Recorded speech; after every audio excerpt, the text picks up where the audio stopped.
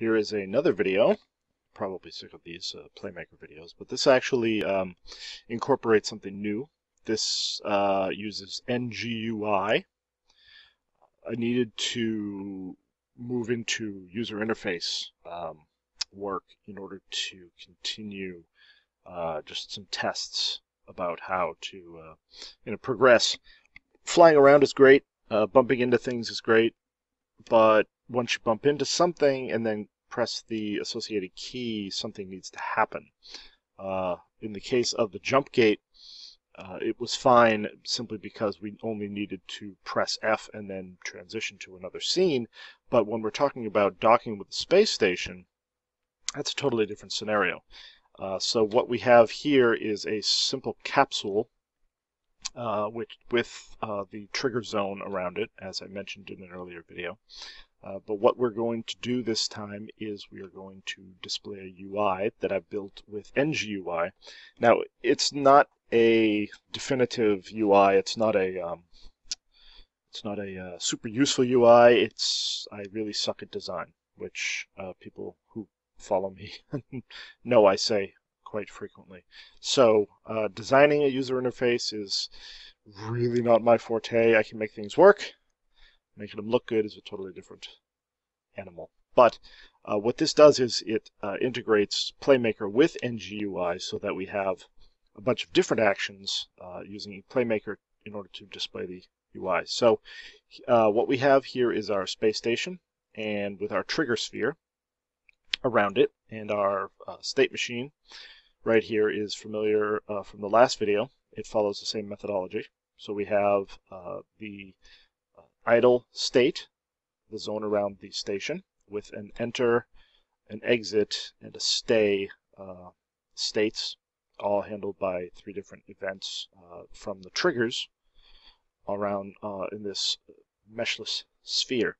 Now, when we enter the perimeter, what we're doing is we're going to pull off a property that is on the space station called, let's see, the script is called station props, but the property is called station name, and this will allow us to name each prefab that gets put down, so that each prefab can report its own name. We store that in a global variable. The variable s current station name is available to anything in the project.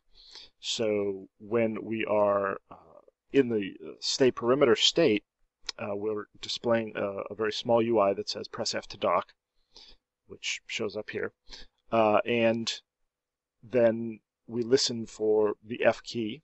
When the F key is pressed, we will initiate dock. If they fly out of the trigger zone, we cycle back to exit perimeter, which is something that I hadn't actually done on the previous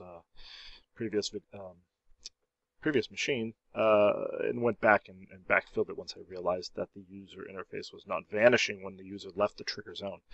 But when they enter the dock state, what we do is we activate a game object, which in this case is the station main menu. Now, this was created with NGUI. The interesting thing about NGUI is that it is all visual.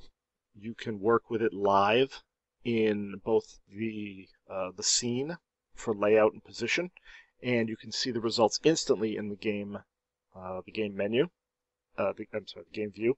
So as you're moving items around within the scene, you can see your results as they'll appear in the game menu. It has its own camera, which is interesting, and that allows you to present a 2D menu independent of anything else. You don't actually have to attach this to anything, which is why I like it.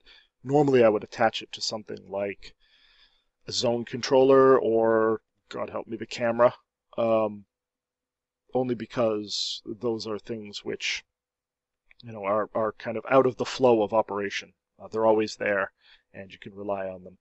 But NGUI creates its own object with its own camera, which means once you've got your user interface created, you can go ahead and make this entire thing a prefab, which is what this hierarchy here actually is. It's a prefab that I've made, and we've stored it here in the station. So the station main menu right here is a prefab. I'm not going to get into the whole business of dealing with the fonts and the atlases and such for NGUI. I'm still not entirely comfortable with it, so I'm not going to go in depth, but it's very powerful. And if you like dealing more with graphics than you do with coding user interfaces, NGUI is your package. So here in this case, once we hit F to dock, we are going to activate this currently inactive user interface. And then what we're going to do is we're going to grab a hold of a label, which is this element right here in the NGUI hierarchy, and we're going to update it with the value of S current station name, which is our global variable. So when someone docks, they're going to see the name of the station at the very top of their user interface. And eventually we'll update it with some other information, but let's give it a shot. So here we're going to, I've created the capsule here, which represents our space station and our ship. So let's fly over to the capsule, the most boring space station in the universe. And as we get into the trigger zone, we get our built-in Unity interface, which tells us to press F to dock. So we will press F, and here is our wonderful user interface. This is a NGUI panel with a texture on it, which has the header and this blue background. So the header and the blue background are all one texture. And this little guy right here is a button, this square. You can do some effects with NGUI. Right now it has a hover handler, which, you know, changes the transform and also changes the color. But you'll notice up here at the top we have Deep Space 01.